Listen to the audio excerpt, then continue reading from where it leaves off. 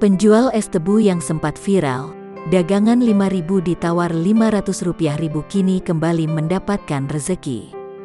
Pasalnya, berkat hasil donasi warganet di media sosial, sang ibu kini mendapatkan hadiah rumah.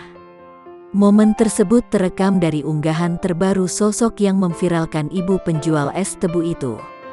Melalui unggahan akun TikTok @matpeci, Minggu, tanggal 1 Agustus tahun 2021, diketahui bahwa hasil donasi warganet terkumpul sebesar Rp155.125.500. Uang tersebut kemudian dibelikan rumah untuk ibu penjual es tebu tersebut. Rumah itu beralamat di Perum Rancamanyar, Kota Baru Cikampek. Lantaran kaget, ibu penjual tebu tersebut sempat menolak.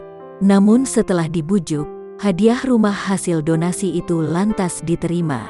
Tak bisa menahan haru, ibu penjual es tebu itu menangis dan sujud syukur di tanah.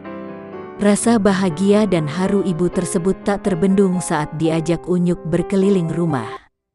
Matpeci menjelaskan, hadiah rumah ini diberikan karena kondisi rumah ibu penjual es tebu itu sangat memprihatinkan. Ibu tersebut tinggal di rumah berukuran 6x6 meter dengan 11 anggota keluarganya.